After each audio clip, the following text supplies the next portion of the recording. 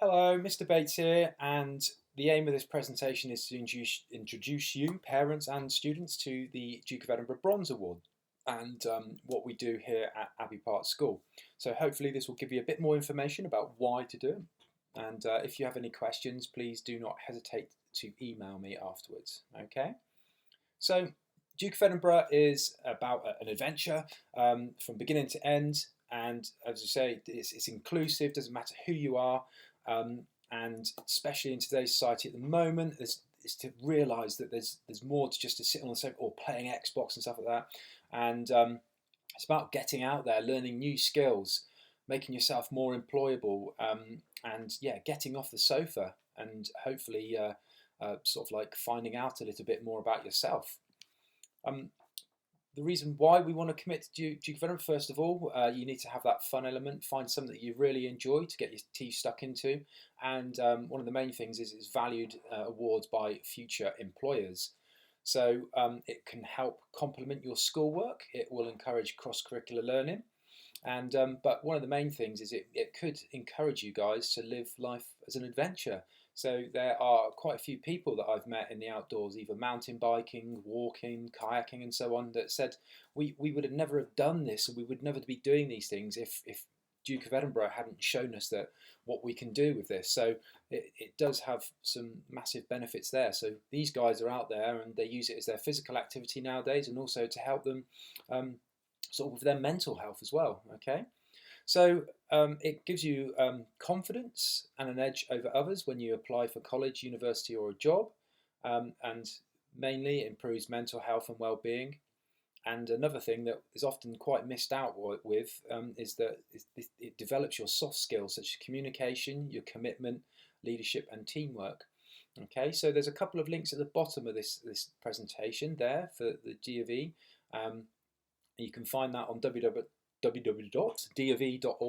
and there's lots of reasons on there why to commit to Duke of Edinburgh if you're still not convinced. Okay, so what you have to do for your Duke of Edinburgh for bronze is you have to complete 4 sections. So you have your volunteering, where you undertake service to individuals or the community.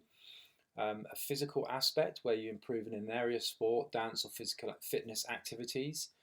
You have skills, develop practical and social skills and personal interest, and then the expedition, which we will do in school, where you will plan, train for a completion of an adventurous journey. Okay, so time frame. So each of these 3 things, you've got the volunteering, physical skills. You have to complete, and it should take you 3 months. So that doesn't mean to say you have to do it every day. What it means is you need to do it at least 1 hour per week. So you need to do that activity 1 hour per week. That will count for a week.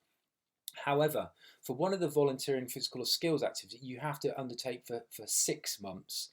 Okay, so for example, I might do my volunteering for 3 months, my physical for 6 months, because that's the one I most enjoy, and I'm within a sports club, and I know that I'm going to keep going with that. And then I'll do my skills for 3 months.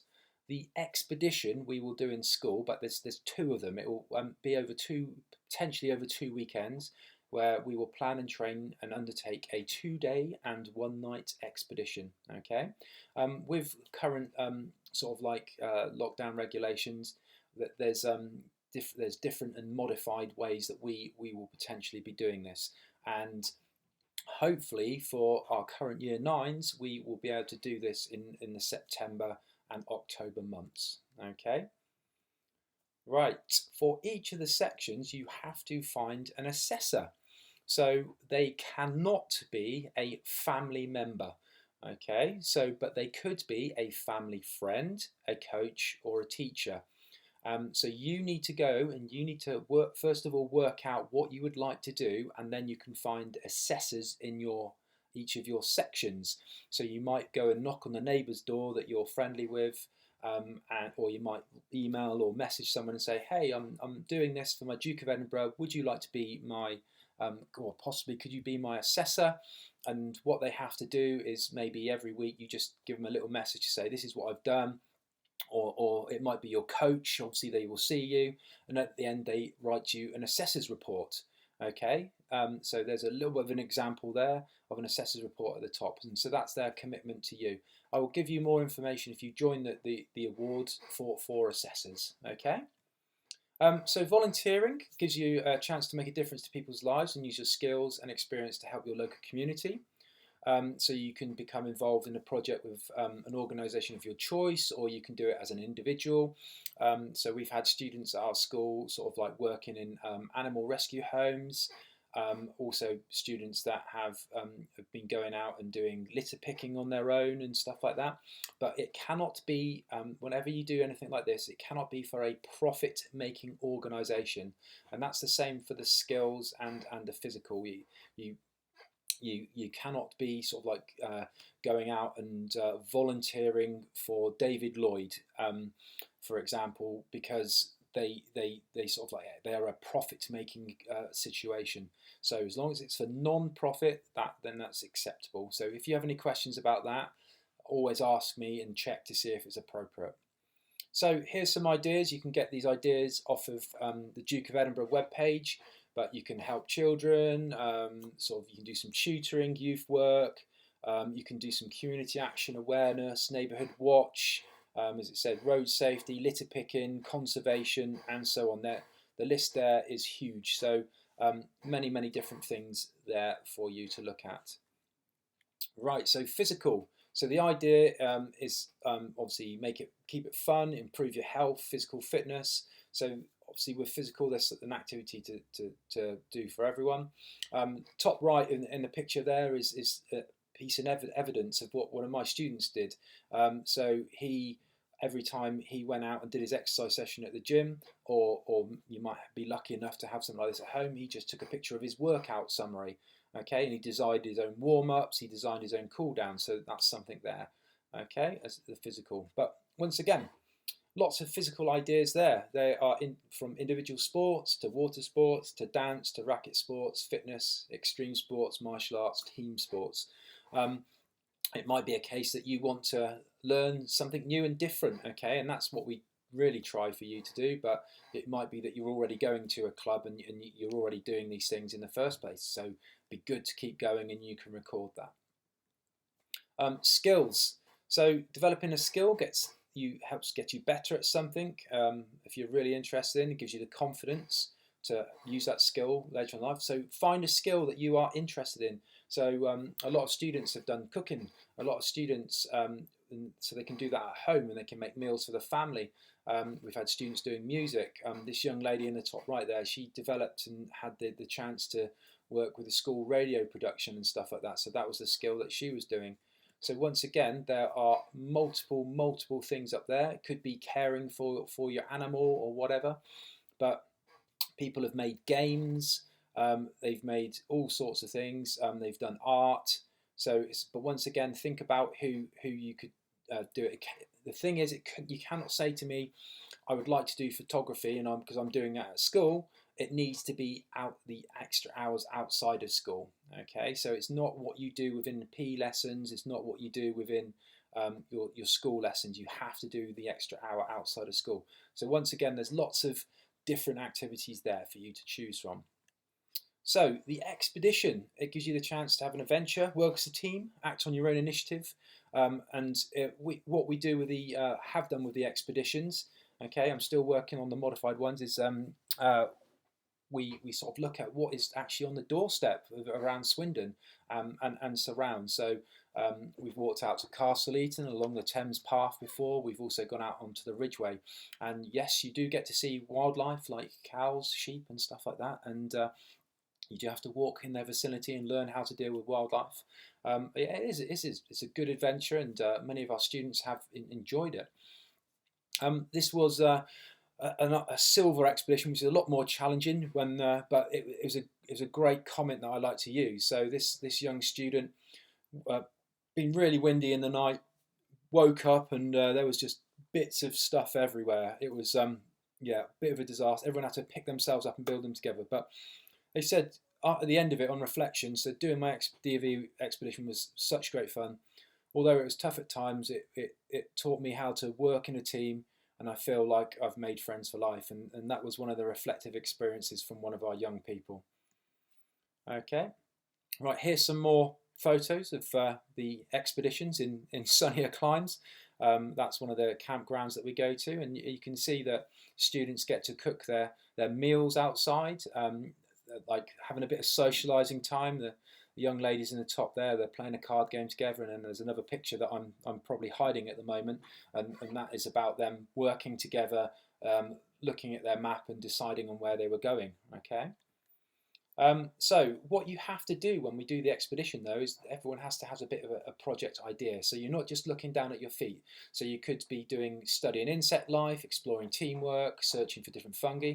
And the idea behind that is that you take your photographs and you do your project work, and then afterwards we do in school you will make a PowerPoint and you will do a presentation about what you have learned and what you did on your walk. So that really develops sort of like your communication skills and your presentation skills, especially for your college, your university and work form. So it's developing those skills there.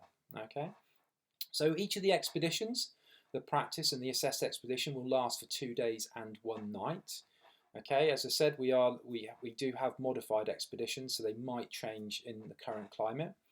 But you need to be doing at least 6 hours when we go out. We'll do 6 hours during the daytime, of 3 which must be spent journeying, and then the other 3 hours will be spent doing your sort of like looking at your project. But the majority of students end up walking for about 4 or 5 hours.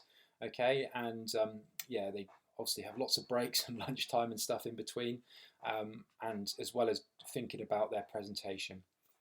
So this year the cost is going to depend on interest and numbers. So that the cost will range from about 100 to 125, and that is mainly for the Duke of Edinburgh registration that we have to pay, insurance, transport fees, and expedition training. Okay, so that price will obviously, the more numbers we have, the lower the price will be. But the other expedition considerations for finance is you have to think about equipment. We have a range of equipment at school that we can lend you, but obviously you need to think about walking boots, waterproofs, and stuff like that, which I'll give you more information all about. And then also when you're on the expedition, you got to think about buying and stuff, your own food. Okay, so it's not that £100 to £125. It's not obviously the final thing. You've got those other things to think about. Okay. Right. So what will happen with the D&V registration? You'll get a special eD&V account, and this account, this is where you will log all stuff that you've done by your expedition, so your physical, your skills, and so on. But also there's a lot of information on there to help and guide you through the Duke of Edinburgh. So it gives you lots of different resources. And what's also good is you get Duke of Edinburgh cards for you and your family to use for different areas, to get discount on like Halfords, the outdoor sites and stuff like that. So there's also some like financial benefits when you get D&V or your registration cards come through. Okay, so if you are a suitable candidate to do Duke of Edinburgh, if you can commit to the volunteering, skill and physical activity. So you need to be self-disciplined to see these through. Okay, you need to be self-reliant, and you can independently, that means doing it on your own, ask a non-family member to be your assessor for your sections. And also then you need to make sure that you are fit enough to be able to walk with a heavy rucksack. So some people, what they do is they use that as their training. They practice, they plan out routes, and then they go and walk for an hour and so on and develop or slowly increase their rucksack weight and stuff like that. And also that you need to be able to give up a bit of time after school to input information on your Duke of Edinburgh account. And then I'll hold a few meetings as well to make sure that you are on track and focused. Okay. Right. So thank you guys for listening. All this information, as I said, is you can get a lot more information on the Duke of Edinburgh website, but do not hesitate to contact myself. Email if you have any questions. And sorry, there's some information for you, and hopefully I'm currently looking for your interest. Okay, so I will probably send out a forms evaluation for you to just tell me if you are interested in Duke of Edinburgh, and then I can get back to you with some more information. All right. Thank you very much, guys, for listening. Take care.